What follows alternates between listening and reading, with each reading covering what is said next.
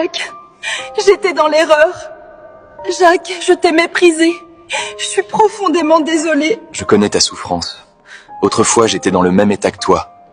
Je te pardonne, mais je suis déjà marié, donc nous ne pouvons pas poursuivre.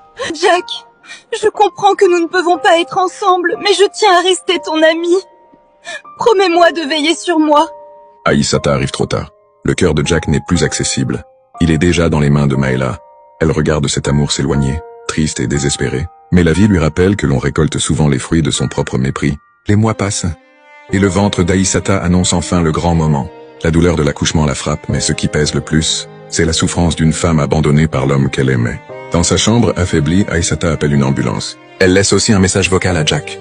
Jack, j'ai besoin de ton aide, je ne me sens pas bien, j'ai ressenti des douleurs au ventre, pourrais-tu venir me voir? L'ambulance arrive en urgence et de son côté, Jack écoute ce message. Touché, bouleversé, il dit à Maëla qu'il doit aller aider Aïssata.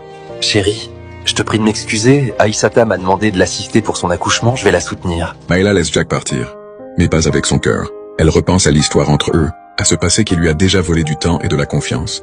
Jack m'a dit qu'il allait soutenir Aïssata, mais je me doute de sa parole. Je vais la traquer ce soir. Aïssata est transportée dans l'ambulance. Jack conduit à toute vitesse pour la retrouver. Mais il arrive trop tard. Aïssata est déjà à l'hôpital. Maëla, cachée dans l'ombre, suit discrètement son mari, déterminée à découvrir ce qui se joue réellement. Parce que parfois, l'amour pousse à pardonner, mais la peur pousse à surveiller. Jack cherche, demande et par chance, il tombe sur l'hôpital où Aïssata se trouve. Je ne peux pas continuer à vivre ainsi, Aïssata m'aime fidèlement. Je vais lui présenter mes excuses et poursuivre notre relation. De son côté, Alex est brisé. Sa conscience le torture. Ses mensonges l'étouffent. Et il réalise qu'il court après un vide. Il décide de retourner retrouver Aïssata pour lui demander pardon, espérant retrouver un peu de paix à l'intérieur de lui. Dans la salle d'accouchement, Aïssata souffre. Jack l'accompagne, lui parle, la rassure. Jack, je te remercie d'être là et pour tout ce que tu fais. Elle lui exprime sa reconnaissance avec le peu de force qu'il lui reste. Puis vient le moment, le plus difficile. Aïssata lutte, pousse, pleure. Les médecins font tout leur possible. Et finalement, son bébé naît. Un bébé venu au monde dans la douleur et dans l'abandon. Quelques minutes plus tard, le docteur annonce une nouvelle à Jack. Monsieur Jack, elle a réussi à donner naissance au bébé. Mais malheureusement, Aïssata nous a quittés.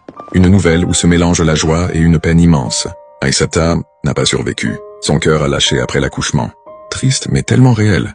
Certaines histoires d'amour ne se terminent pas avec des mots, mais avec un silence éternel. Pendant ce temps, Alex, prêt à prendre un avion pour revenir en France, reçoit l'appel de Jack.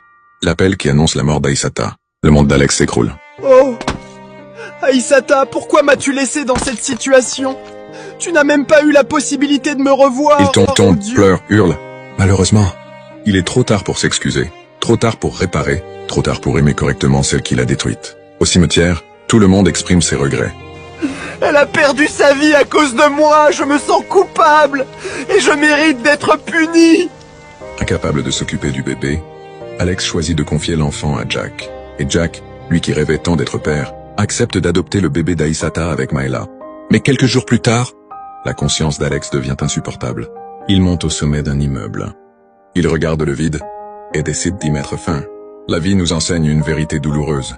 Quand l'amour est sincère, protège-le. Quand le cœur est pur, respecte-le. Et quand quelqu'un t'aime réellement, n'attends jamais de le perdre pour comprendre sa valeur.